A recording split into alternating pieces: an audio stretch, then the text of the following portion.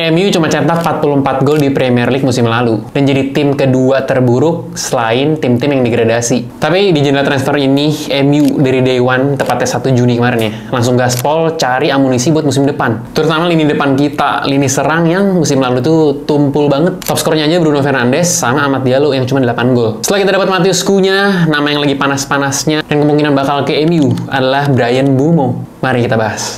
Mbeumo going for goal. Mbeumo, they've done it again. Got a great finish today. And Mbeumo fires it in. Cancerous head.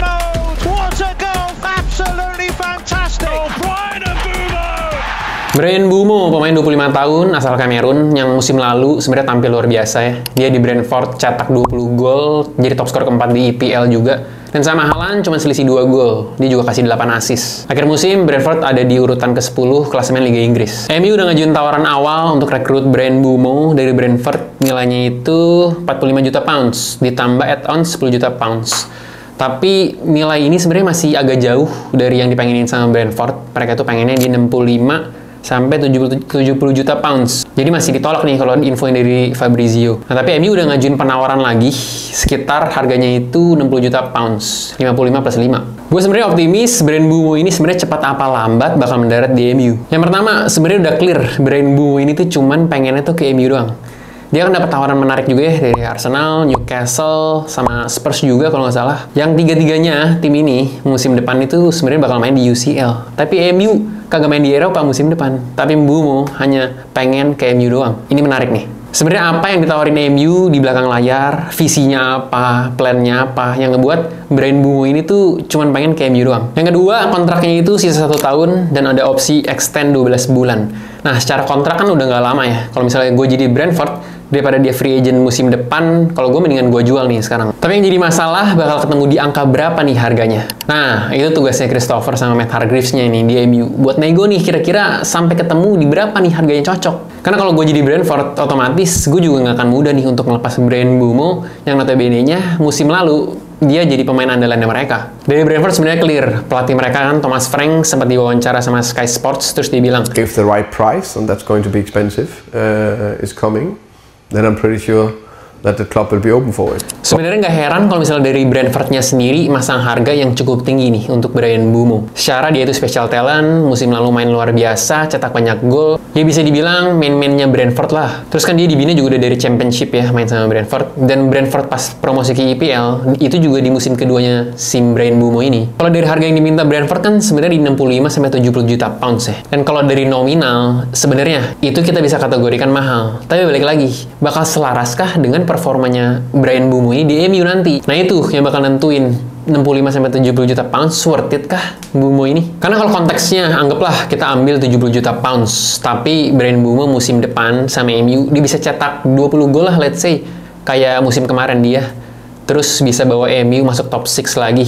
Kalau menurut gua dengan posisi MU yang sekarang ambruk banget, menurut gua worth it dengan harga 70 juta pounds cetak 20 gol, bisa balikin MU ke top 6. Oke, menurut gue. Tapi kalau dari sisi MU-nya, kira-kira pertimbangannya apa ya untuk rekrut Mbeumo ini? Oke, ini menurut gue ya, konteksnya kayak gini. Berarti kontraknya sisa 1 tahun, dan let's say harganya di 65-70 juta pounds, dan MU mau ambil nih. Yang pertama, mungkin karena dia masih muda, umur masih 25 tahun, dianggap masih bisa berkembang, dirasa Mbeumo ini masih bisa dieksplor lebih lagi. Ya, kita anggap aja belum sampai peak-nya lah. Jadi potensial nih untuk Amorim, di sistemnya Amorim, di plan-nya Amorim juga. Yang kedua, menambah jumlah gol adalah prioritas MU musim depan. Dan Mbeumo ini dilihat sebagai suatu kebutuhan. Bisa dibilang target utama MU lah untuk di lini depan nih. Ya kita tahu sendiri gimana daya serang kita musim lalu, amburadul, nggak klinis, banyak buang-buang peluang, yang otomatis jadi concern utama dari MU. Karena bisa dibilang lini depan kita ini udah urgent gitu. MU ini ngeliat Mbeumo sebagai Premier League proven, dia versatile, dia juga efektif depan gawang, bisa main di kanan, bisa main di tengah, dirasa nggak terlalu butuh banyak waktu lah gitu untuk adaptasi, karena kan dia udah terbiasa juga main di Premier League dengan intensitas dan gaya permainan di EPL gitu. Oke, sekarang gimana dengan cara mainnya dia, dan akan seperti apa nih line up MU musim depan dengan adanya Mbeumo? Mari kita bahas. Mbeumo ini di Brentford udah pernah dicoba main di beberapa posisi. Sebagai winger kanan, dia main luar biasa ya dengan formasi 4-3-3, duet sama Ivan Toney. Atau 4-2-3-1, terus juga pernah main sebagai striker dengan formasi 3-5-2, bareng tuh duet sama Yohan Wissa. Nah, di bawah Amorim, pastinya dia bakal ngisi sisi kanan, nomor 10 di sisi kanan, dengan formasi 3-4-2-1 atau variasi dari 3-4-3. Gaya main Mbeumo ini juga yang dipengenin Amorim, karena dia itu bisa main transisi cepat, juga mainnya direct, dia agresif, dan dribble dia itu juga bagus. Kalau ada ruang kosong tuh, dia bisa manfaatin, karena kan dia cepet ya, jadi dia pede tuh untuk sprint, nyisirin lapangan, bisa dari tengah, bisa dari kanan, yang otomatis jadi tanda bahaya untuk pertahanan lawan. Terus kaki dominan dia itu juga kaki kiri ya, dia tuh kidal, dan sebenarnya cocok sama keinginan Amorim, karena Amorim pengennya tuh untuk yang main di kanan sebisa mungkin lebih ideal menurut dia kalau misalnya dia itu kidal. Kalau kita lihat Mbeumo musim kemarin, dia itu cara mainnya suka cutting inside. Beberapa gol dia yang dari sisi kanan, dia itu bisa nusuk ke dalam, terus nge-shoot untuk cari tiang jauh. Kalau digabung ke MU di bawah Amorim, pastinya musim depannya Amorim punya variasi serangan yang lebih banyak lagi pilihannya. Jadi lebih beragam untuk ngebongkar pertahanan lawan, terutama di sepertiga akhir lapangan. Terus kalau kita perhatiin Mbeumo musim kemarin ya,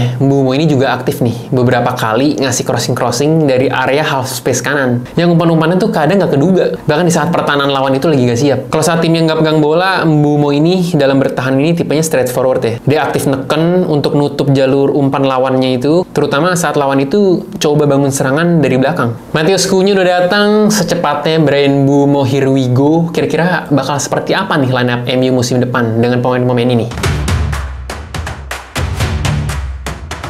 Skenario 1, Mbeumo main di kanan. Berdasarkan statistik, pengalaman, posisinya juga yang dia biasa mainin, cocok berarti dia main di nomor 10 kanan. Musim 2024-2025 kemarin, kalau dia main di sisi kanan, dia berhasil cetak 14 gol sama 7 assist. Otomatis kalau Mbeumo main di nomor 10 kanan, berarti Amat yang akan digeser mundur jadi wingback kanan. Jadi artinya Cunha di kiri, Mbeumo di kanan, wingback kanannya ini Amat. Nah, strikernya ini nih, kita mesti dapetin striker baru. Karena kalau dari kabar juga kan, kemungkinan Højlund mungkin bakal pindah ke Italia. Dan striker kalau menurut gue sih harus dapet sih ya. Tadinya kan kita ngincar Liam Delap, tapi dia udah ke Chelsea. Nah, sekarang kabarnya lagi Victor Gyökeres. Wah, kalau dapet Gyökeres sih, gokil nih lini depan ini musim depan. Skenario 2, Mbeumo main jadi striker. Dari statistik musim kemarin, pas Mbeumo dimainin jadi striker, dia itu dimainin jadi striker itu 6 kali, dan dia berhasil cetak 4 gol dan 1 assist. Dan sebenarnya berarti lumayan efektif gitu kalau dia dimainin jadi striker. Jadi nggak mustahil nih kalau Mbeumo ditaruh sebagai striker. Nah, kalau dia striker, di sisi kanannya siapa yang ngisi? Sebenarnya banyak opsi. Kita bisa taruh Mainu, kita bisa taruh Mason Mount, kita bisa taruh Amat. Karena Amat pun udah terbukti nih musim kemarin kalau dia tuh mampu untuk main di sisi kanannya MU nih. Tapi kalau caranya begini, berarti wingback kanannya bakal diisi sama Dalot lagi. Tidak!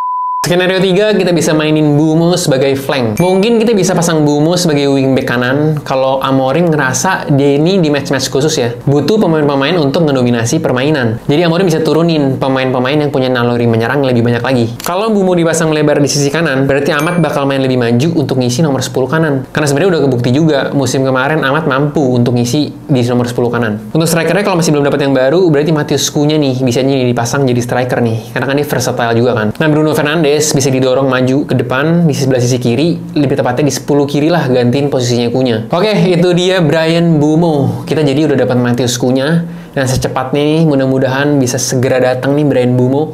Dan kita masih berharap juga nih supaya kita bisa dapat striker baru untuk amunisi musim depan. Please banget dong, aduh Victor Gyökeres dateng. Jadi satu persatu puzzle-nya Amorim ini bisa lengkap nih. Oke, itu dulu, kita jumpa lagi di video selanjutnya.